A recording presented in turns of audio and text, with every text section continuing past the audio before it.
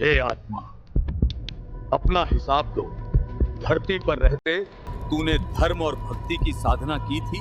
महाराज, मैंने किसी का धन नहीं छीना, न खून किया, और मैंने भक्ति भी की थी। पाप छोड़ना ही धर्म नहीं है, और शास्त्र विरुद्ध भक्ति का नतीजा नरक ही होता है। महाराज, मुझे तो किसी ने बताया ही नहीं कि कौन सी भक्ति सही है। झूठा है तेरा बहाना। देख, पूर्ण परमात्मा स्वयं तेरे द्वार पर आए। परमात्मा कबीर जी ने तुझे ज्ञान दिया, उनका विरोध किया। ये देख, तूने क्या किया। बेटा, कबीर जी कोई साधारण मनुष्य नहीं, वे साक्षात पूर्ण परमात्मा हैं। जिसने उनका ज्ञान ठुकराया, उसने स्वयं अपने लिए नरक का द्वार खोल लिया। हे दुष्ट आत्मा, तेरी कोई माफी नहीं। महाराज, एक मौका और दे दीजिए, मैं अपनी गलती सुधार लूंगा। मानव जन्म दुर्लभ है। जो इस दुर्लभ मौके को खो देता है, उसे फिर मानुष जीवन नहीं मिलता। यमदूतो, इसे नरक में डाल दो। मुझे छोड़ दो, मुझे छोड़ दो।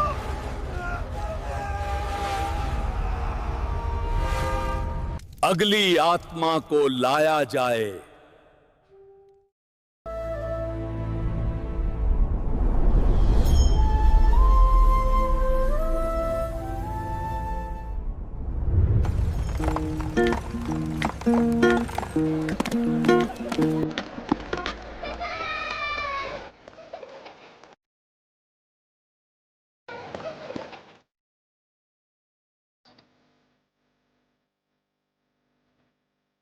क्या तन मांझ तारे एक दिन माटी में मिल जाना।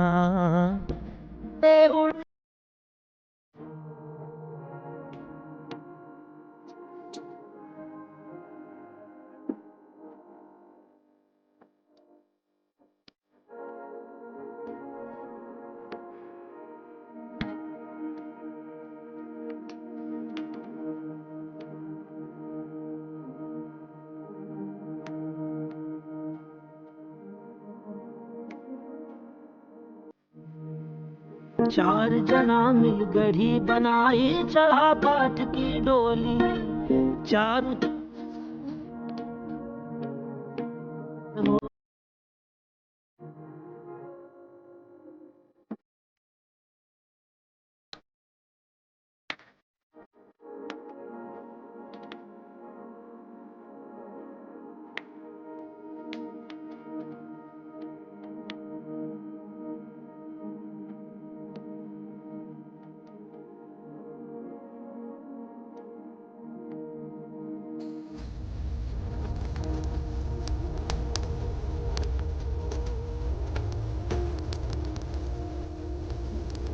जैसे बन की लपट, कंचन जैसी का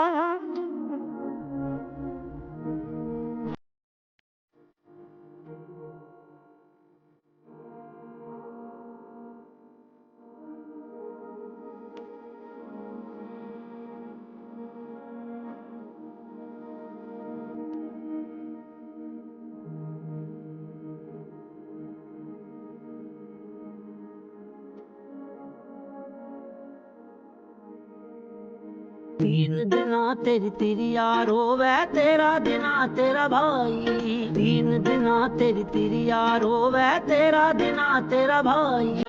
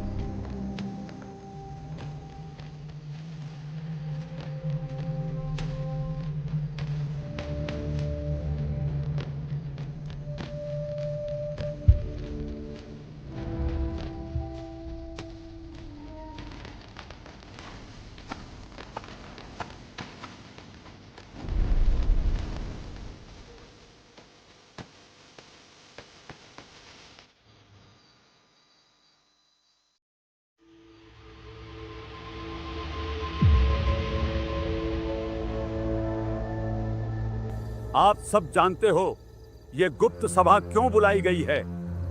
हमें जो शर्मिंदगी झेलनी पड़ रही है, उस जालिम जुलाहे कबीर की वजह से हमें जो अपमान सहना पड़ रहा है, उससे आप सब भली भांति परिचित हो। चाहे गली हो, चाहे कोई चौराहा, चाहे मंदिर हो, चाहे मस्जिद, जैसे हर जगह हमें नीचा दिखाने का मौका ढूंढता फिरता है। उसने तो मानो हमारी जिंदगी में ग्रहण लगा दिया है। मैं अपने साथ हुए बदव्यवहार के बारे में बताता हूँ। मैं काशी के सबसे बड़े भव्य मंदिर में वर्षों से शास्त्र पढ़ाता आया। लोग बड़ी श्रद्धा और आदर से मेरे चरण छूते थे, पर एक दिन अचानक वो जुलाहा कबीर वहां आ पहुंचा। यज्ञ, व्रत, दान ही मोक्ष का मार्ग हैं। यही परंपरा है। आप भोली भाली जनता को गुमराह कर रहे हो। असली दान वही है जिससे आत्मा का उद्धार हो, और उद्धार केवल नाम सुमिरन से होगा। जुलाहे, तू वेदों का अपमान करता है। मैं वेदों का अपमान नहीं करता, मैं उनका सार कहता हूं। वेद भी यही कहते हैं कि मोक्ष नाम सुमिरन से है और परमात्मा साकार है, जिसका प्रमाण हमें ऋग्वेद मंडल 9 सूक्त 82 मंत्र 1 में मिलता है। हमें सिर्फ उसी परमात्मा की भक्ति करनी चाहिए। झूठ बोलता है ये, झूठ है ये। सोचो, मेरी इज्जत मेरे ही मंदिर में मिट्टी में मिला दी।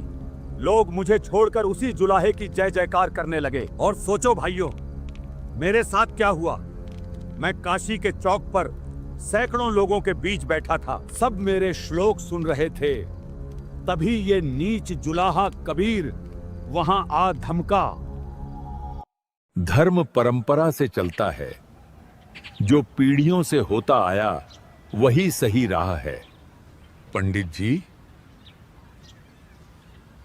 क्यों भोली जनता को बहका रहे हो? हम तो युगों से जनता का मार्गदर्शन करते आए हैं। हम तो परंपरागत गुरु हैं। कबीर, तू क्या जाने परंपराओं को। तू तो न हिंदू है न मुसलमान। त्योहार, यात्रा, व्रत और तीर्थ स्नान, यही मोक्ष का मार्ग है। व्रत करें से मुक्ति हो तो अकाल पड़े क्यों मरते हैं? तीर्थ जल में कच्छ और मच्छा जीव बहुत से रहते हैं। ये सब चीजें तो हम जैसे सच्चे गुरु ही बता सकते हैं। भाइयों, सतगुरु वही होता है जो शास्त्रों के अनुसार ज्ञान दे। व्रत करने से मुक्ति नहीं होती पंडित जी। गीता अध्याय 6 श्लोक 16 में भी लिखा है, ये साधना ना तो ज्यादा खाने वाले की ना बिल्कुल न खाने वाले की सफल होती है। बिल्कुल न खाना मतलब व्रत रखना, अर्थात ये व्यर्थ है।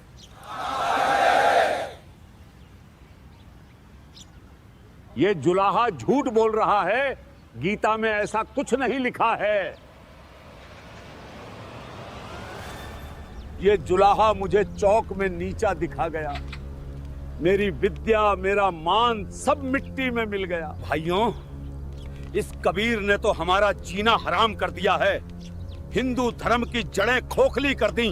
केवल हिंदू ही नहीं, ये जुलाहा मुसलमानों को भी नहीं बख्श रहा है। सुनो मेरे साथ क्या हुआ। ये अल्लाह का घर है। जो मक्का गया, हज अदा किया, अल्लाह के लिए कुर्बानी दी, वही नेक और परहेजगार माना जाएगा। यही असल ईमान की निशानी है। मुल्ला जी, मक्का, काशी, काबा सब पत्थर हैं। यहाँ अल्लाह नहीं बसता। असली काबा तुम्हारा दिल है। अगर दिल में खुदा बस जाए तो वही हज है, वही रोजा है। अगर खुदा दिल में नहीं तो उसके लिए 1000 हज भी व्यर्थ हैं। कुर्बानी करनी है तो अपने गुनाहों की करो। नबी मोहम्मद नमस्कार है। राम रसूल कहाया, 1,80,000 को सौगंध जिन नहीं करत चलाया। रोजा बंग नमाज देई थी, बिस्मिल की नहीं बात कही थी। बेजुबान जानवरों को कत्ल करने से अल्लाह तुमसे नाराज हो जाते हैं। ये हमारी इज्जत मिटा देगा। हज व्यर्थ बता रहा है और बिस्मिल करने को गुनाह। अल्लाह के पास जन्नत में जाने का यही रास्ता है। भाइयों, ये जुलाहा तुम्हें गुमराह कर रहा है। नहीं मौलवी जी, गुमराह तो आप कर रहे हो इन भोले भाले लोगों को। इसका इल्म किसी बाखबर से पूछ देखो, वही आपको संपूर्ण जानकारी देगा। बाखबर संत ही बताएगा कि वो अल्लाह कबीर कौन है, जिसने 6 दिन में सृष्टि की रचना की और अपने निजलोक में तख्त पर जा विराजा। कबीर जी को तो सच में कुरान का गहरा इल्म है।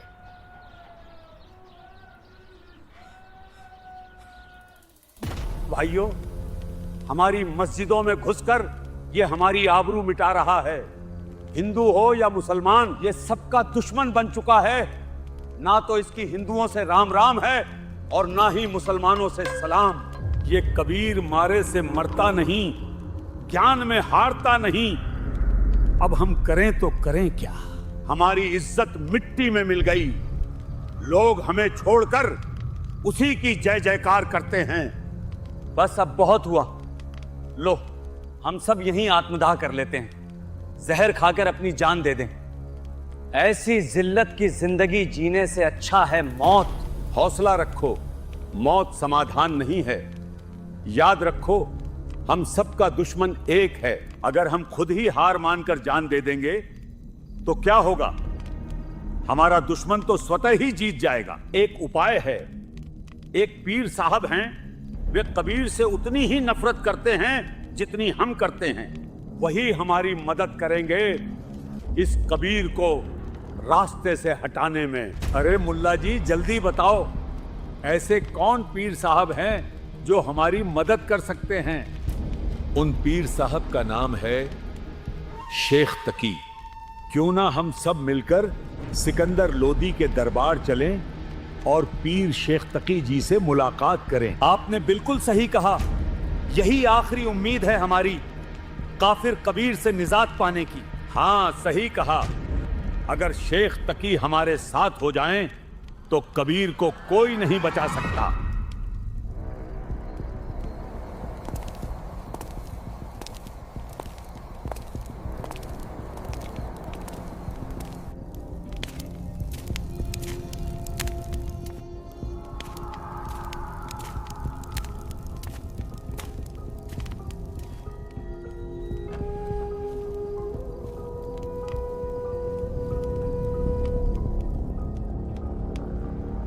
अरे धर्म के रखवालों, मेरे पास कैसे चले आए?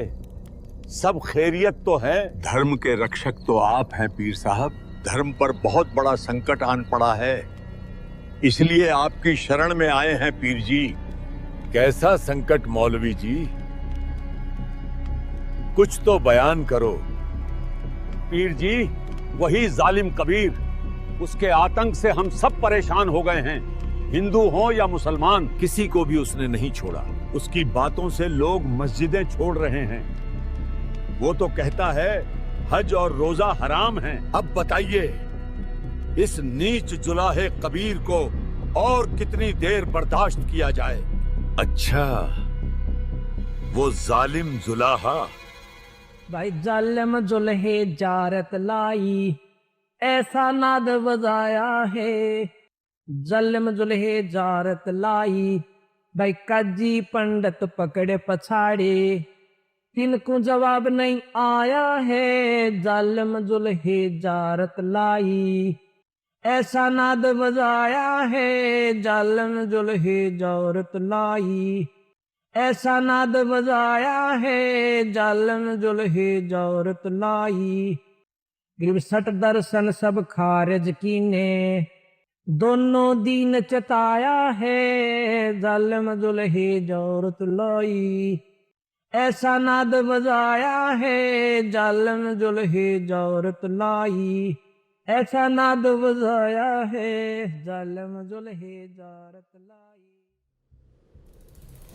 तुम सब सोचते हो मैं कबीर को नहीं जानता?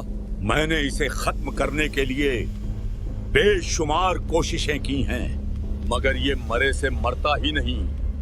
ये कोई आम इंसान नहीं, बहुत बड़ा जादूगर है। मैंने इसको गरम तेल के कढ़ाई में डलवाया,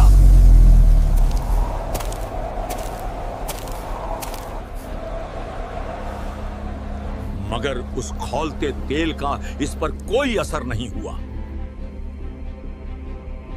मैंने खूनी हाथी से इसे कुचलवाना चाहा। छोड़ दो खूनी हाथी को, कुचल दो इसे।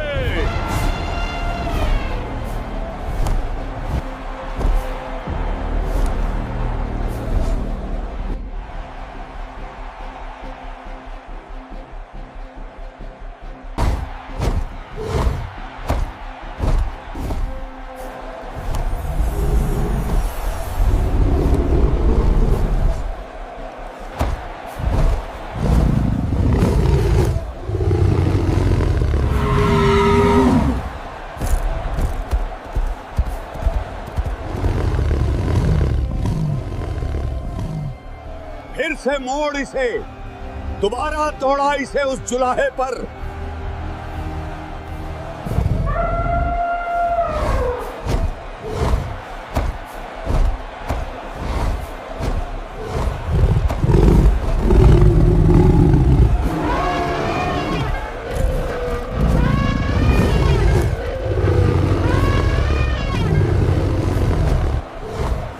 महावत, दौड़ा दे इस जुलाहे पर, वरना तेरी गर्दन कटवा दूंगा।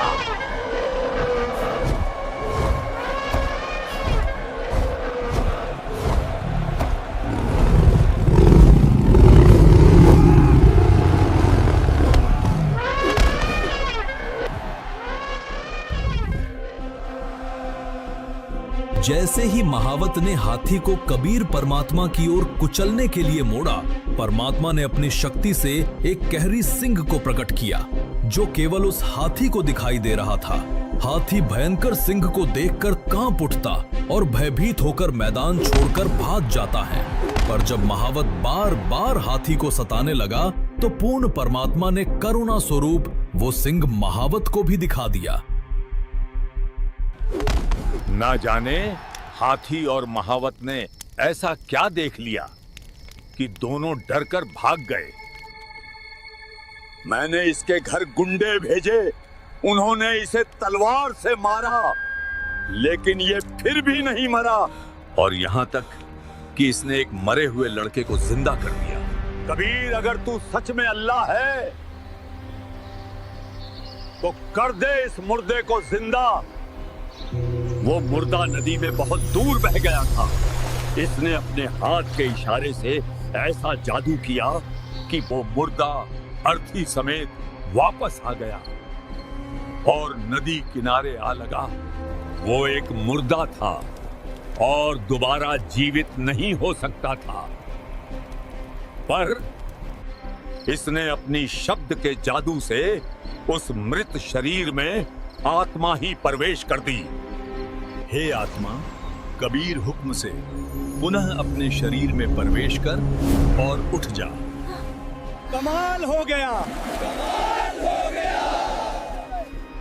सब जोर जोर से इसके जयकारे लगाने लगे और कहने लगे, कमाल हो गया, कमाल हो गया। इसने उस लड़के का नाम ही कमाल रख दिया। और इससे भी बड़ी हद तो तब हुई जब इसने मेरी ही बेटी को, जो कि मृत थी और कब्र में दफन थी। हे शेख तकी की लड़की, जीवित हो।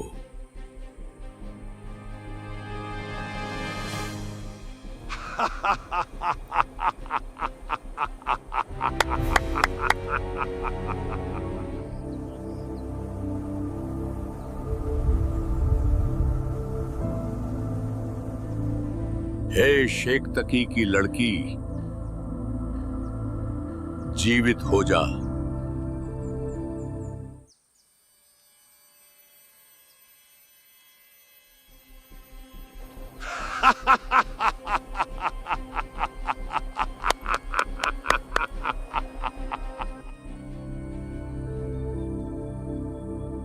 ऐसे थोड़ी ना मुर्दे जिंदे होते हैं। मुर्दे तो कयामत के समय जीवित होते हैं। अगली आत्मा को लाया जाए।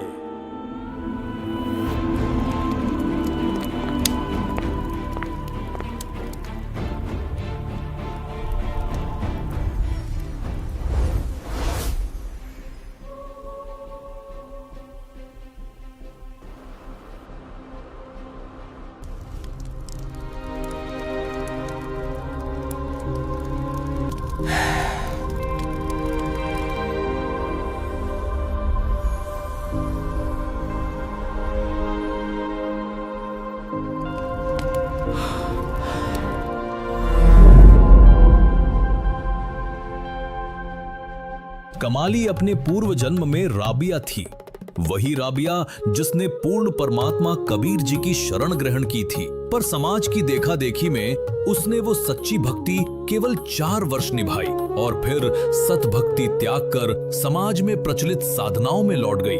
उस सत भक्ति के कारण राबिया वाली आत्मा को लगातार 3 मनुष्य जन्म और मिले। राबिया के बाद वो बांसुरी नामक प्रसिद्ध गायिका बनी, फिर एक गणिका के रूप में जन्मी और अंततः तीसरे जन्म में उसने शेख थकी के घर बेटी रूप में जन्म लिया। जब कमाली का जीवन काल पूर्ण हुआ और उसका लेखा जोखा धर्मराज के दरबार में किया जा रहा था, तभी पूर्ण परमात्मा कबीर साहब वहां प्रकट हुए और अपने शरणागत को धर्मराज के बंधन से मुक्त करा ले गए। हे आत्मा, तू जहां कहीं भी है, कबीर हुक्म से पुनः इस शव में प्रवेश कर और जीवित हो जा। उसे भी जीवित कर दिया। सब लोगों ने जोर से कहा, कमाल हो गया, कमाल हो गया।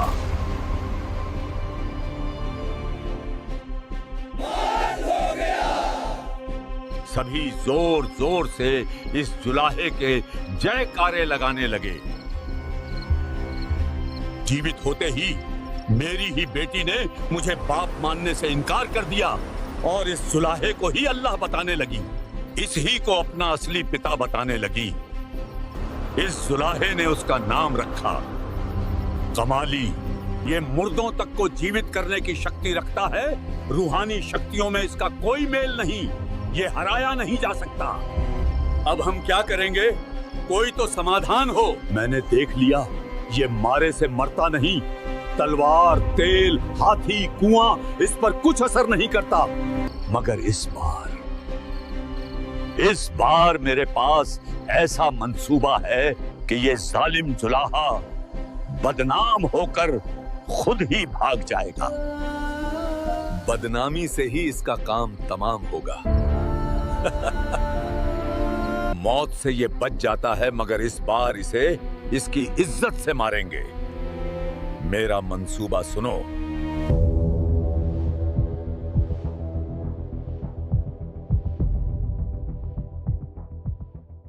वाह पीर साहब, ना रहेगा बांस, ना बजेगी बांसुरी।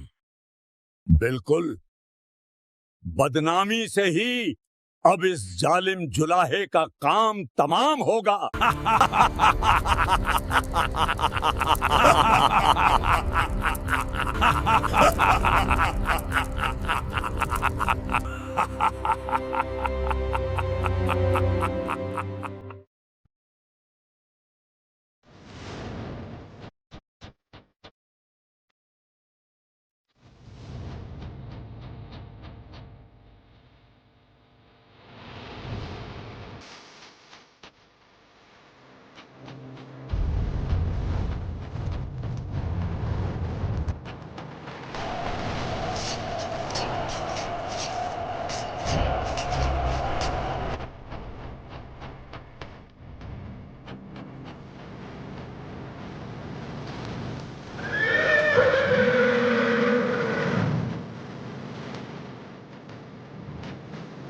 सबको पता है आपको किस काम के लिए इकट्ठा किया गया है।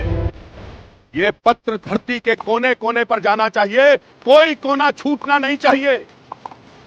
आगे बढ़ो, इस पत्र को धरती के कोने कोने में पहुंचा दो।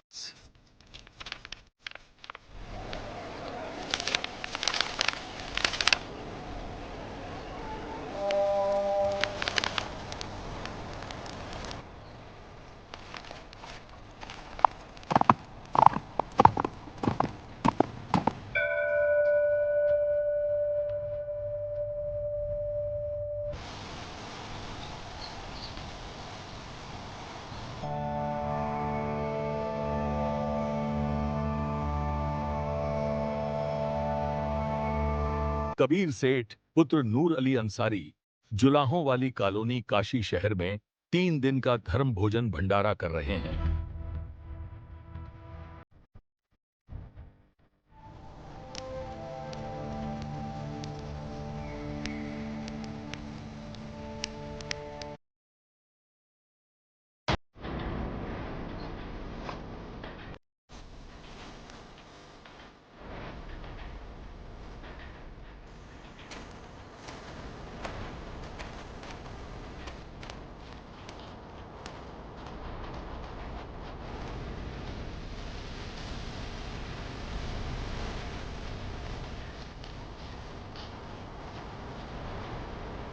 भंडारे का न्योता फैलते ही दूर दराज से साधु संत और फकीर काशी की ओर निकल पड़े। लाखों की भीड़ उमड़ने लगी और उधर कबीर साहब अपनी छोटी सी कुटिया में मानो सब कुछ देख रहे थे और मंद मंद मुस्कुरा रहे थे। हे गुरुदेव, आप थक गए होंगे, कृपया अब थोड़ी देर विश्राम कर लीजिए। रविदास जी बचपन से ही भक्ति में विशेष लगन रखते थे। जब वे कबीर साहब के संपर्क में आए तो सच्ची साधना करने लगे और समाज में फैले पाखंड का घोर विरोध करने लगे। वे कबीर साहब की वास्तविकता से भली भांति परिचित थे कि कबीर जी ही पूर्ण परमात्मा हैं। इसलिए वे अपना अधिकतर समय गुरु रूप में प्रकट हुए परमेश्वर के साथ ही बिताते थे। हे परवरदिगार, दास के लिए कोई आदेश हो तो बताइए मालिक। नहीं रविदास, अब तुम भी जाके आराम करो। जो आज्ञा गुरुदेव भगवान। रविदास जी परिस्थितियों से अनजान शांत भाव से अपनी कुटिया की ओर लौट जाते हैं। उधर अंतर्यामी पूर्ण परमात्मा कबीर साहब मंद मंद मुस्कुरा रहे हैं, मानो आने वाले षड्यंत्र को स्पष्ट देख रहे हों।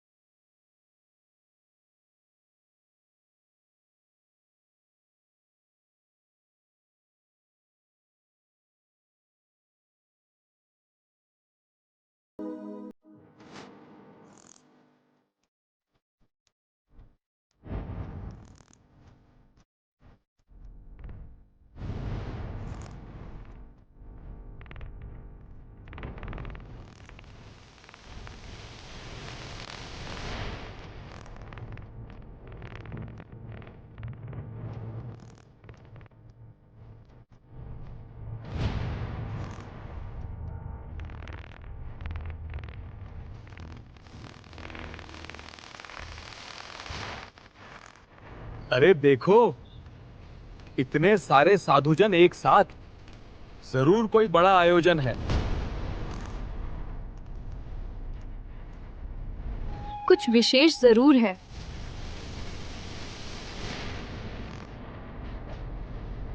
ये सब साधुजन कहाँ जा रहे होंगे?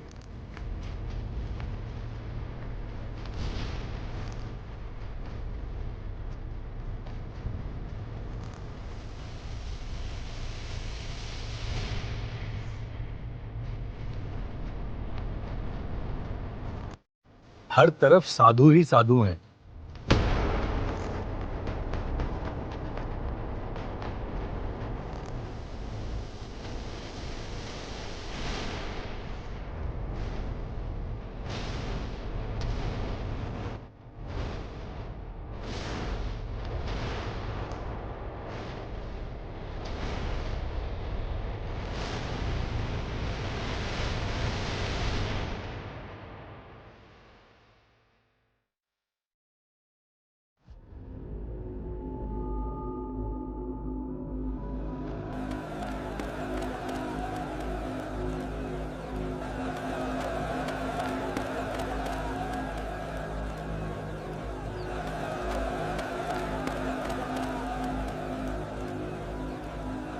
भाइयों, आज काशी में ऐसा क्या खास है कि इतनी भीड़ उमड़ आई है?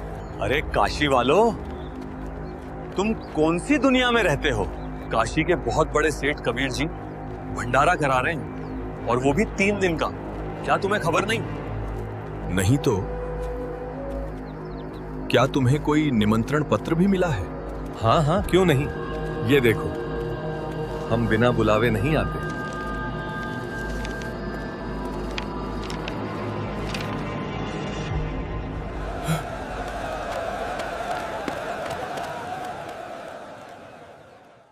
जब रविदास जी को यह ज्ञात हुआ कि किसी ने झूठे निमंत्रण पत्र बांट दिए हैं, कबीर परमात्मा के नाम पर एक नया षड्यंत्र रच दिया गया है, वो बेचैनी से भर गए। आंखों में चिंता और मन में पीड़ा लेकर वे सीधा अपने सद्गुरु पूर्ण परमात्मा कबीर साहिब जी की कुटिया की ओर दौड़ पड़ते हैं। कुटिया में पहुंचते ही रविदास जी कबीर परमात्मा को सारी बात से अवगत कराते हैं। रविदास जी, क्या बात है? आज बहुत उदास लग रहे हो। हे गुरुदेव, आप सबका भला चाहते हो और ये लोग आपका बुरा ही सोचते हैं। ऐसा क्या हुआ रविदास जी? थोड़ा स्पष्ट बताओ। हे गुरुदेव, संकट आ गया है। किसी मूर्ख ने आपके नाम से झूठी चिट्ठी बांट दी है। पर ऐसा क्या लिखा है उस चिट्ठी में रविदास? गुरुदेव, उसमें लिखा है कि काशी के सेठ नीरू पुत्र कबीर 3 दिन का भंडारा करवा रहे हैं। सेठ कबीर जी प्रतिदिन भोजन करने वाले को प्रत्येक बार एक दोहर, एक स्वर्ण मोहर और सूखा सीधा भी दान करेंगे। भोजन में सभी प्रकार के मिष्ठान व व्यंजन परोसे जाएंगे। हे गुरुदेव, ये सब आपके खिलाफ भयानक षड्यंत्र है। रविदास, मैं इन सब का भला चाहता हूं, पर ये मुझे अपना दुश्मन मानते हैं। मैं इन्हें इस काल लोक से मुक्ति देना चाहता हूं और ये मुझे ही मारने दौड़ते हैं। रोज रोज के इन षड्यंत्रों से मैं अब थक चुका हूं। रविदास, दरवाजा बंद कर दो और अंदर से साकली लगा दो। चाहे कोई कितना भी दरवाजा पीटे, खोलना मत। वे अपने आप थक हार कर वापस लौट जाएंगे। आज रात्रि होते ही मैं अपने वृद्ध माता पिता को लेकर इस नगर को छोड़ दूंगा, जिसकी हमने शरण ली है। रविदास, अब हमारी रक्षा भी वही करेगा इस भारी संकट से। जो सबका मालिक है, उसी को याद करो रविदास।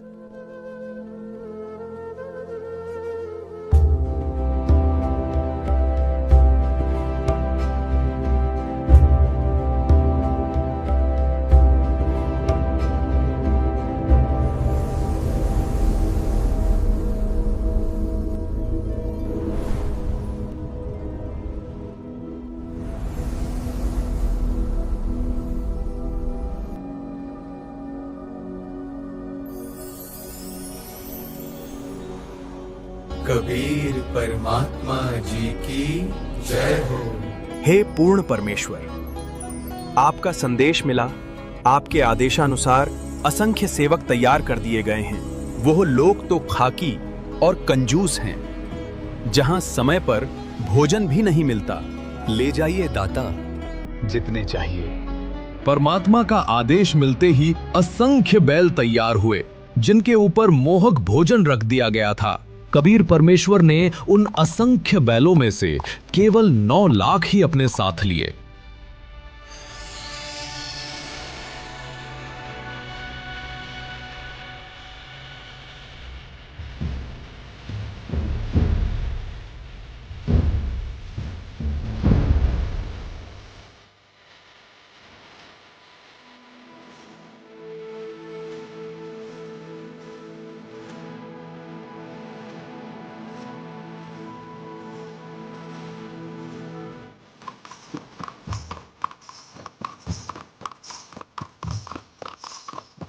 अरे ये कौन सेठ है?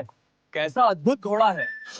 और ये बैलों की इतनी बड़ी कतार कहां से आ रही है? और बोरे भरे पड़े हैं लड्डू, जलेबी, कचौड़ी से। ऐसा तो काशी में कभी नहीं हुआ। और ये बैल देखो, जैसे स्वर्ग से उतरे हो। जल्दी चलो, बड़ा स्वादिष्ट भंडारा लग रहा है। कभी न देखे गए बैल, कभी न देखी गई समृद्धि, कभी न देखा गया ऐसा सेठ, और ना ही कभी इतने सुंदर वेशभूषा में सेवादार। षड्यंत्रकारियों ने जिस भंडारे को बदनामी समझा था, वही अब परमात्मा की लीला बनकर काशी में प्रकट हो रहा था।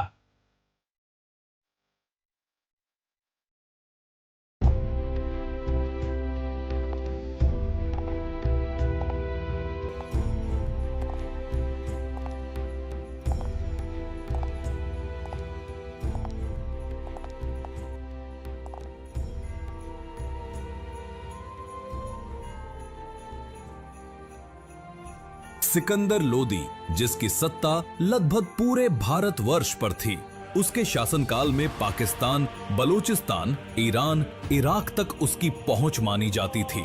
लेकिन इतना शक्तिशाली शासक भी एक भयानक रोग से पीड़ित था, जलन का रोग। ऐसा रोग मानो शरीर आग में जल रहा हो, पर आग न हो। न ठीक से खा सकता था, न पी सकता था। बड़े बड़े हकीम, मौलवी, पंडित बुलाए गए, पर कोई इलाज न कर सका। और वही रोग पूर्ण परमात्मा कबीर साहिब के केवल आशीर्वाद रूपी हाथ रखते ही मिट गया। कबीर साहिब जी के अनगिनत चमत्कार देखकर दिल्ली का राजा सिकंदर लोदी उनका शिष्य बन गया था। पर यही बात उसके पीर शेख तकी को नागवार गुजरी। वो ईर्ष्या से जल उठा और कबीर परमात्मा को मिटाने के लिए एक के बाद एक षड्यंत्र रचने लगा।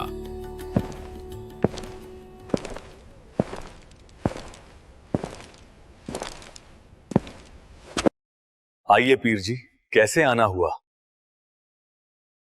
महाराज, क्या आपको मालूम नहीं, आपके गुरुदेव काशी में बहुत बड़ा भंडारा कर रहे हैं। आपके नाम भी चिट्ठी आई है। क्या आप वहां नहीं जाएंगे महाराज? क्यों नहीं? मेरे गुरुदेव भंडारा करें और मैं न जाऊं, ये कैसे हो सकता है? सैनिकों, हमारी यात्रा की तैयारी करो। हम तुरंत काशी चलेंगे। राजा सिकंदर लोदी अपने हाथियों और सेना के साथ काशी की ओर रवाना हुआ और शेख तकी, षड्यंत्र का सूत्रधार, उसके पीछे पीछे चला।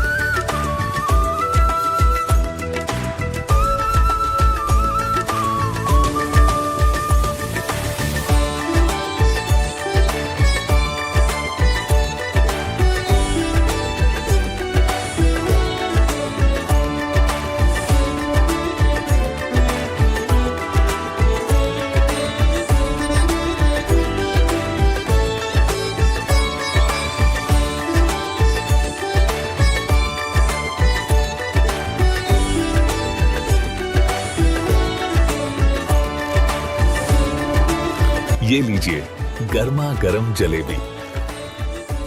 कबीर सेठ की कबीर सेठ की ऐसा भंडारा करने वाला कौन है? हम उसके दर्शन किए बिना नहीं जाएंगे। सचमुच जैसा पत्र में लिखा था वैसा ही मिल रहा है, सोने की मोहर और दोहर तक। ऐसा भंडारा तो आज तक धरती पर कहीं नहीं हुआ।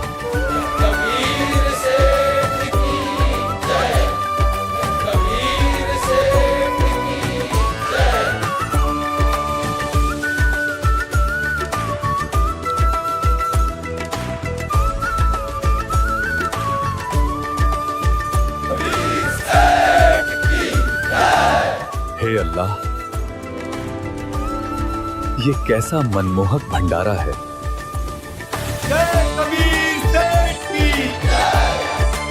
ये भंडारा कैसे चल रहा है? कौन करा रहा है ये सब? अरे सचमुच जैसा पत्र में लिखा था वैसा ही मिल रहा है, सोने की मोहर और दोहर तक। ऐसा भंडारा तो आज तक धरती पर कहीं नहीं हुआ। ये क्या हो गया? वो गरीब जुलाहा जिसे 2 वक्त की रोटी नसीब नहीं होती, वो इतना बड़ा भंडारा कैसे करा सकता है?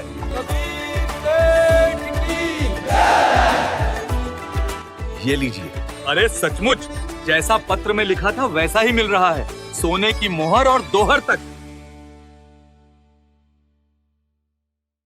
आया है बंजारा के सो आया है, काशी आया माल अपारा के सो आया है। आया है बंजारा के सो आया है। 9 लाख बॉडी बड़ी विशंबर, 9 लाख बॉडी बड़ी विशंबर, दिया कबीर भंडारा के सो आया है। आया है बंजारा के सो आया है। धरती ऊपर तंबू ताने, धरती ऊपर तंबू ताने, चौपड़ के बंजारा के सो आया है। आया है बंजारा के सो आया है। कौन देश से बालद आई, कौन देश से बालद आई, ना कहीं बंजाने वाला के सो आया है। आया है बंजारा के सो आया है। अपरम पार पार गत तेरी, अपरम पार पार गत तेरी, कित उतरी जलधारा के सो आया है। आया है बंजारा के सो आया है। साहूकार नहीं कोई जाके, साहूकार नहीं कोई जाके, काशी नगर मजारा के सो आया है। आया है बंजारा के सो आया है। दास गरीब कलप से उतरे, दास गरीब कलप से उतरे, जिया पे अलख कर तारा के सो आया है। आया है बंजारा के सो आया है। दास गरीब कलप से उतरे, दास गरीब कलप से उतरे, जिया पे अलग कर तारा के सो आया है। आया है बंजारा के सो आया। भक्त जी, मेरे गुरुदेव कबीर जी कहाँ हैं? मैं उनसे मिलना चाहता हूँ। राजन, कबीर जी का तो पता नहीं, पर सामने एक विशाल तंबू में केशव नाम का व्यक्ति बैठा है जो ये सारी व्यवस्था करा रहे हैं। आप चाहो तो उनसे मिल सकते हो। मान्यवर, आप कौन हैं और भगवान कबीर जी से आपका क्या संबंध है? मेरा नाम केशव है। मैं कबीर जी का पगड़ी बदल मित्र हूं। उनका संदेशा आया था, एक छोटा सा भंडारा करना है, तो दास उनकी सेवा में हाजिर है। छोटा सा भंडारा, 18 लाख आदमी यहां भोजन कर रहे हैं और ये इसे छोटा कहता है। हाँ? परंतु कबीर जी स्वयं क्यों नहीं आए? राजन, जब उनकी मौज होगी वे स्वयं पधारेंगे। दास उनकी सेवा में यहाँ हाजिर हैं। राजन, आपसे प्रार्थना है, आप भी भंडारा ग्रहण करें। नहीं, भंडारा तो मैं अपने गुरुदेव के दर्शन के पश्चात ही ग्रहण करूंगा।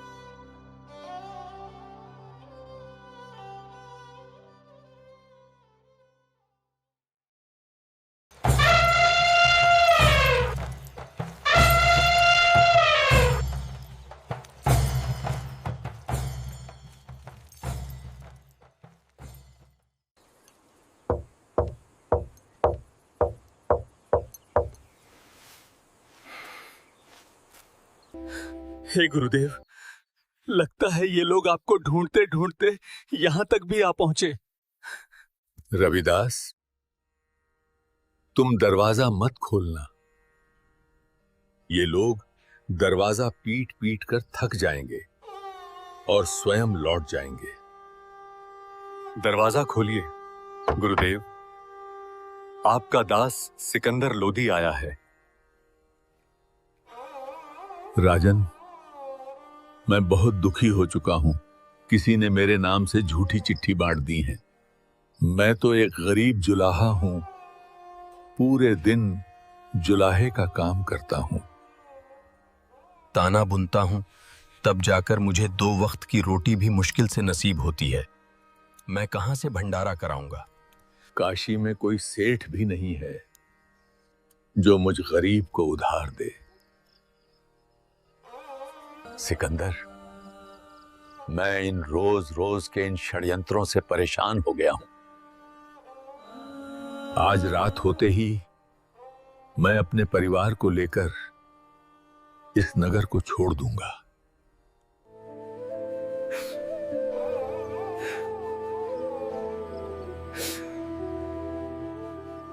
हे अल्लाह, आप अपने इस दास को भ्रमित नहीं कर सकते। दास जान चुका है कि आप कौन हैं।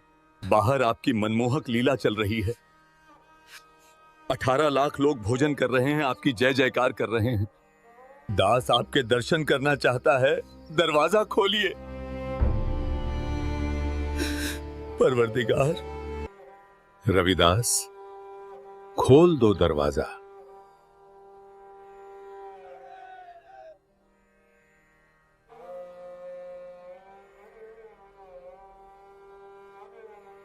गुरुदेव, मेरे परवरदिगार, आप ही अल्लाह, आप ही मालिक हैं। हे परवरदिगार, मुझ दास के साथ भंडारे में चलिए। सब आपका इंतजार कर रहे हैं, आपके दर्शनों के लिए ललायत हैं मेरे मालिक। दिल्ली के बादशाह सिकंदर लोदी के आग्रह पर पूर्ण परमात्मा कबीर साहिब अपनी कुटिया से भंडारे के लिए चल पड़ते हैं। जैसे ही कबीर परमात्मा अपनी कुटिया से प्रस्थान करते हैं, आकाश से एक सुंदर मुकुट उतरता है जो उनके शीश पर स्वयं आविराजता है। उसी क्षण आकाश से फूलों की वर्षा होने लगती है। दिल्ली का राजा सिकंदर लोदी अपने गुरुदेव कबीर परमात्मा को शाही हाथी पर बिठाता है और श्रद्धा से उनके ऊपर चमर सेवा करता हुआ भंडारे की ओर प्रस्थान करता है। जब कबीर परमात्मा उस दिव्य भंडारे के समीप पहुंचते हैं तो वहां उपस्थित असंख्य साधु संत उत्साह और भक्ति में डूबकर जयकारे लगाने लगते हैं।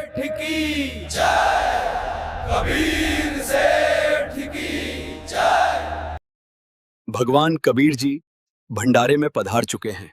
परमात्मा जी से अर्ज करो कि कुछ समय अपने दास केशव के पास भी बैठें। जो आज्ञा भगवान। वहीं भंडारे के मुख्य तंबू में विराजमान कबीर परमात्मा के ही दूसरे स्वरूप केशव जी को यह दिव्य समाचार मिलता है।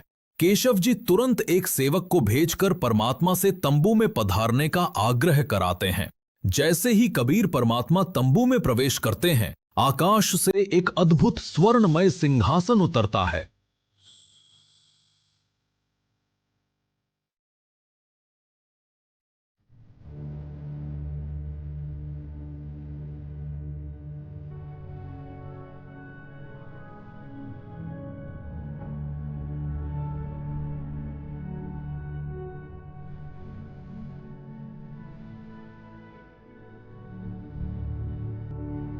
जिस पर स्वतः ही एक मनमोहक रेशमी आच्छादन बिछ जाता है। पूरा वातावरण जयकारों से गूंज उठता है और फिर आरंभ होती है वो दिव्य ज्ञान चर्चा, जहां स्वामी और सेवक दोनों एक ही सत्य के दो रूप बनकर विराजते हैं। हे परमपिता, सारी सृष्टि के सृजनहार, आप इस गंदे लोक में क्यों आ गए? हे परमात्मा, आपने इस जीव लोक के लिए वो हंसलोक सतलोक क्यों छोड़ दिया? सतलोक में दूध की नदियां बहती हैं, अविनाशी बाग हैं, गगन में दिव्य फव्वारे झरते हैं। वो सब छोड़कर आप यहां क्यों आए, इस जीव लोक में? यहां तो झूठ है, कपट है, छल है, द्वेष है। आप इनके भले की सोचते हो, पर ये आप ही के लिए बुरा सोचते हैं। आपके लिए रोज षड्यंत्र रचते हैं, फिर भी आप इनके बीच रहते हो। हे सृजनहार, आप ये सब कैसे सहते हो? यहां सतलोक जैसा कुछ भी नहीं है। ना गगन में फव्वारे हैं, ना ही अविनाशी बाग, ना दूध की नदियां हैं, ना ही आनंदमयी छटा। ना तो यहां नूर के नगर हैं, ना ही हीरे पन्ने जड़े हुए पहाड़। इस जीव लोक का हाल देखकर मेरा मन चिंता से व्याकुल हो उठा है। यहां तो एक पल भी बिताना मुश्किल है। मैं तो पागल जैसा हो रहा हूं। पर आप इन जीवों के बीच ही रह रहे हो, ऐसी घृणित स्थिति में, वो भी इनके ही भले के लिए। धन्य है परमात्मा आप। इन दुष्ट प्राणियों और इनके इस गंदे लोक को क्यों नहीं त्याग देते, क्यों नहीं छोड़ देते? मेरी अरज है मालिक, अपने उस अमर लोक सतलोक में लौट चलिए। सुनो केशव, अब मैं तुम्हें वास्तविक बात बताता हूं। केशव, मेरा प्रवेश सर्व लोकों में है और मैं सभी लोकों का धारण पोषण करता हूं। जैसे चुंबक में लोहे को अपनी ओर खींचने की शक्ति होती है, पर यदि लोहे में जंग लग जाए तो चुंबक भी उसे खींच नहीं पाता। वैसे ही जब आत्मा पर पाप की परत चढ़ जाती है तो उसका मेल परमात्मा से नहीं हो पाता। पाप के कारण आत्मा परमात्मा से दूर हो जाती है। हे केशव, सर्वप्रथम मैं इन जीवों को ऐसा मंत्र दूंगा जिससे इनके पाप का नाश होगा और फिर मैं इन्हें अपने साथ वैसे ही जोड़ लूंगा जैसे चुंबक जंग रहित लोहे को अपने साथ जोड़ लेती है, और फिर इन्हें अपने साथ वापस सतलोक ले जाऊंगा। हे परमात्मा, आप इनसे भक्ति कराना चाहते हैं, पर सोचिए ये कैसे आपका नाम जपेंगे इस नरक रूपी हाड़ चाम के शरीर में? इनके भीतर कैसे भक्ति का भाव उत्पन्न होगा इस अशुद्ध देह में? वास्तव में ये शरीर तो नरक का पात्र है। इनके शरीर में गंदगी भरी पड़ी है, खून, पेशाब, बिष्टा सब भीतर लिए घूमते हैं। फिर भी ये जीव घमंड और अहंकार लेकर चलते हैं। इस जीवलोक की धरती ऐसी है कि यहां तो एक कदम रखने पर भी दंड लगता है, पाप लगता है। कितने सूक्ष्म जीव तो पैरों तले कुचलकर मर जाते हैं। फिर भी ये जीव अपने पापों से अनजान अहंकार में जीते हैं। ये मनुष्य तो बहुत ही गंदे हैं, हमेशा झगड़ा करने को उतारू रहते हैं।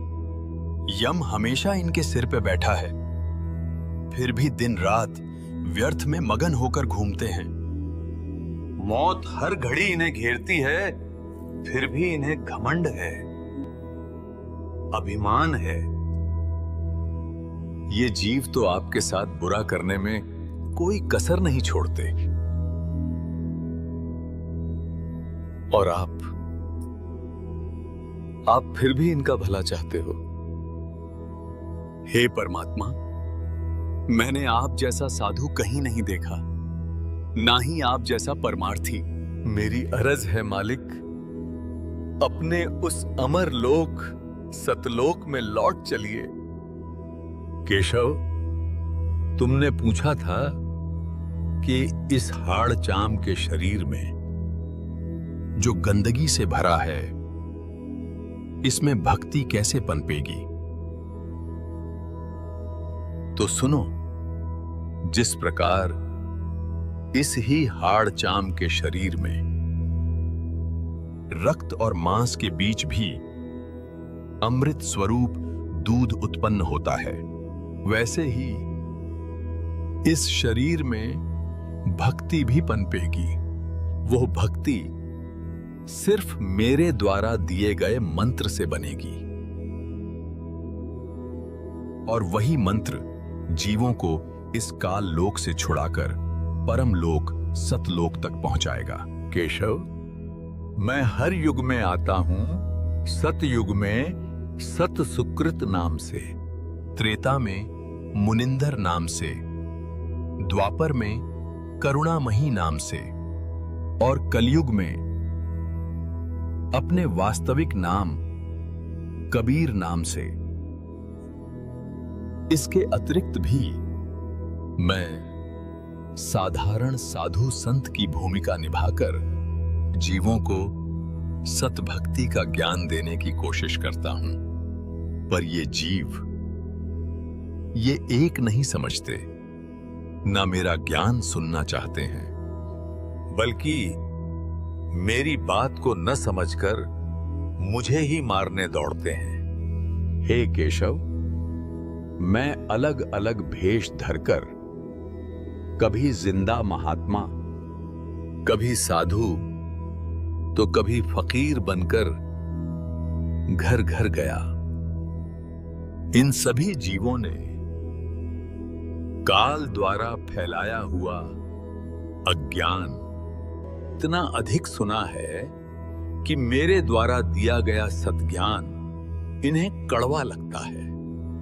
जैसे जैसे जीव इस सत्ज्ञान को समझने और स्वीकारने लगता है, मैं उसे वास्तविक मंत्र देता हूं और इस काल लोक से मुक्त करा देता हूं। इसलिए मैं बंधनों से मुक्त कराने वाला बंदी छोड़ भी कहलाता हूं। केशव और परमात्मा की ये चर्चा 8 पहर तक चली। ये ऐसा चमत्कार था कि मैदान में उपस्थित प्रत्येक व्यक्ति इस चर्चा को सुन पा रहा था। कबीर साहेब की जय, केशव सेठ की जय। परमात्मा के सत्संग को सुनकर लाखों व्यक्तियों ने नाम लिया और उनकी जय जयकार की। पर कहते हैं ना, दुष्ट ना छोड़े दुष्टता।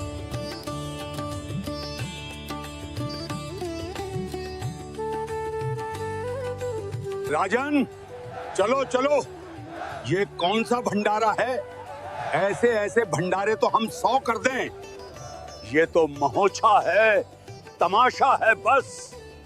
शेख तकी ने कबीर परमात्मा पर जुल्मों की हद पार कर दी थी। उसने अनगिनत षड्यंत्र रचे, पर इतना बड़ा चमत्कार देखने के बाद भी वो ईर्ष्या के वश होकर कबीर परमात्मा के खिलाफ ही बोला और ये गलती उसकी आखिरी गलती बनने वाली थी। उसी क्षण उसे मानो लकवा मार गया। उसकी सुनने और बोलने की शक्ति छिन गई। वह गूंगा बहरा हो गया। पूर्ण हुआ। जिस झूठी चिट्ठी से षड्यंत्र रचा गया था उसी को पूर्ण परमात्मा कबीर साहब ने सत्य कर दिखाया। जैसा उसमें लिखा था वैसा ही हुआ।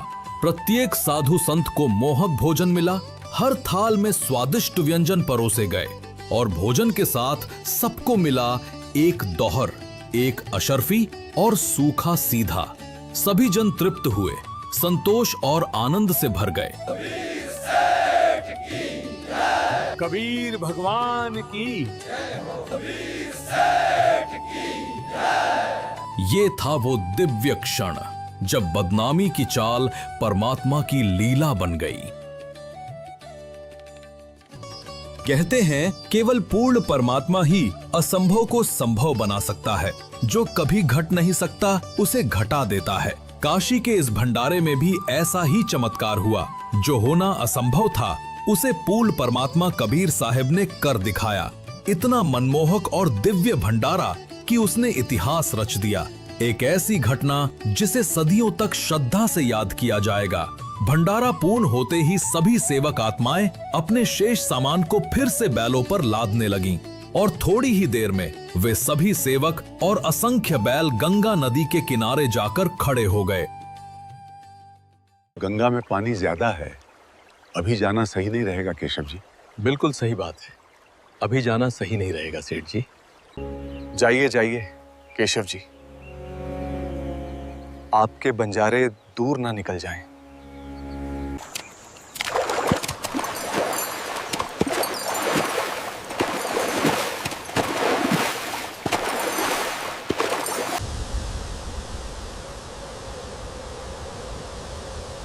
ये क्या? कहां गए बंजारे? कहां गए बैल? राजन, जहां से आए थे वहीं चले गए।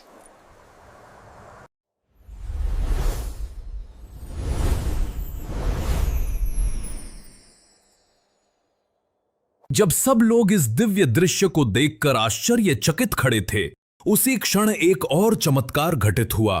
केशव रूप धीरे धीरे प्रकाश में विलीन होने लगे और कुछ ही पलों में वे पूर्ण परमात्मा कबीर साहिब जी में समा गए। अब वहां केवल एक ही स्वरूप शेष था, स्वयं सृष्टिकर्ता पूर्ण परमात्मा का। यह दृश्य साक्षी था उस सत्य का कि पूर्ण परमात्मा के लिए कुछ भी असंभव नहीं होता। उन्होंने इस षड्यंत्र को न केवल निष्फल किया बल्कि संसार के लिए एक उदाहरण प्रस्तुत किया। न गरीब में भेद करता है न अमीर में।